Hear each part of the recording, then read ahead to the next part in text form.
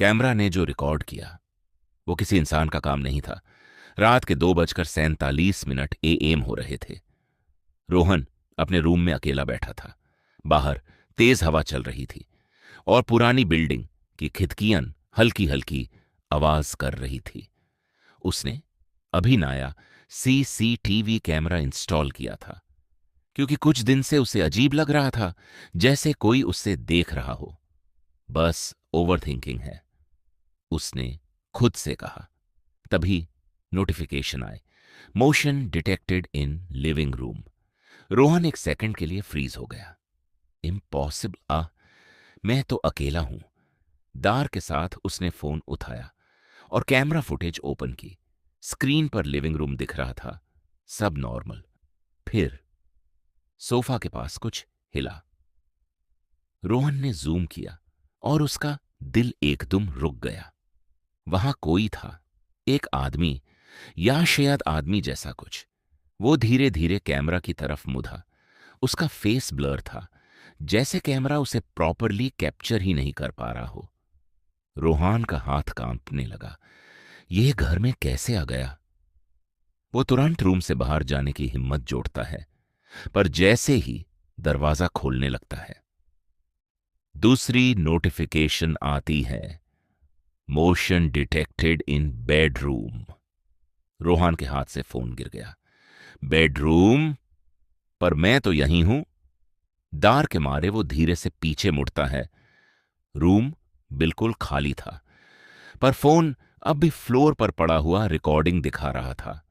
Screen पर bedroom का live view चल रहा था और उसमें रोहन खुद खड़ा था, बिल्कुल उसकी तरह। वाही कपड़े, वाही फेस, पर एक चीज अलग थी। उसके फेस पर एक टेढ़ी सी मुस्कान थी। स्क्रीन वाला रोहन धीरे से कैमरा के पास आया और हल्की सी आवाज में बोला, अब तुझे पता चला मैं कौन हूं? रियल रोहन की सांसें रुकने लगी। उसने डर के मारे स्क्रीन से नजर हटा ली, पर जब दोबारा देखा, स्क्रीन बिल्कुल ब्लैक थी और पीछे से किसी ने उसके कान के पास फुसकरा, कैमरा सिर्फ सच दिखाता है, twist ending, optional strong finish. अगली सुबह पुलिस को सिर्फ एक फोन मिला। उसमें लास्ट रिकॉर्डिंग थी। रूम खाली था, पर कैमरा के बिल्कुल सामने रोहान खड़ा था और उसके पीछे वो चीज धीरे धीरे उसके अंदर घुस रही थी। रोहन गायब हो चुका था। आगे एक दिन ये पुलिस ने केस क्लोज कर दिया। मिसिंग पर्सन, बस एक फोन और एक अजीब सी रिकॉर्डिंग। किसी ने सीरियसली नहीं लिया, पर असली कहानी यहीं से शुरू होती है। रोहन का दोस्त अमन उसके घर आया। उसे यकीन नहीं हो रहा था कि रोहन बिना बताए गायब हो सकता है। रूम बिल्कुल वैसा ही था जैसे रोहन छोड़ के गया हो। टेबल पर वाही फोन पड़ा था। अमन ने फोन उठाया और क्यूरियोसिटी में लास्ट रिकॉर्डिंग प्ले की। वीडियो चलने लगा। रूम खाली। फिर धीरे धीरे रोहन फ्रेम में आता है। उसकी आंखों के नीचे गहरे काले गड्ढे थे और उसके पीछे वही अंधेरा सा शैडो। अमन ने वीडियो पॉज कर दिया। ये एडिट है क्या? उसने वीडियो दोबारा प्ले किया। इस बार कुछ और हुआ। स्क्रीन पर रोहन सीधा कैमरा की तरफ देखता है और बोलता है, अमन, तू भी देख रहा है ना? अमन का खून जम गया। ये इम्पॉसिबल है। उससे मेरा नाम कैसे पता? उसने तुरंत फोन बंद कर दिया।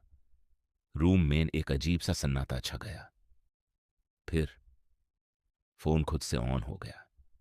स्क्रीन पर लाइव कैमरा ओपन हो गया, पर इस बार कैमरा बेडरूम का नहीं था। अमन का खुद का घर दिख रहा था। अमन शॉक में पीछे हटा। यह कैसे? कैमरा स्लोली जूम होने लगा और उसने देखा उसके घर के कोने में कोई खड़ा था, अंधेरे में, बिल्कुल स्टिल। अमन का गला सूख गया। यह प्रैंक है, बस प्रैंक। पर तभी स्क्रीन वाला शैडो धीरे से हिलता है और कैमरा की तरफ आता है। उसका फेस अब भी क्लियर नहीं था, जैसे रियलिटी उसे एक्सेप्ट ही नहीं कर रही हो। फिर स्क्रीन पर एक मैसेज फ्लैश होता है, अब मैं तुझे देख रहा हूं। अमन ने डर के मारे फोन जोर से फ्लोर पर फेंका। स्क्रीन टूट गई, पर वीडियो चलना बैंड नहीं हुआ। टूटे हुए ग्लास के बीच से वही चीज धीरे धीरे बाहर निकाल रही थी, जैसे स्क्रीन कोई दरवाजा हो। अमन चिल्लाया और दरवाजे की तरफ भागा, पर दरवाजा खुद बैंड हो गया। रूम का लाइट ब्लिंक करने लगा और उसके पीछे से वही आवाज आई, कैमरा सिर्फ रिकॉर्ड नहीं करता, वो रास्ता भी बनाता है। अगली सुबह पुलिस को एक और फोन मिला, इस बार अमन का। उसमें लास्ट रिकॉर्डिंग थी। कैमरा के सामने अमन खड़ा था। उसकी आंखों में कोई इमोशन नहीं था और उसके पीछे अब दो शैडोज खड़ी थी।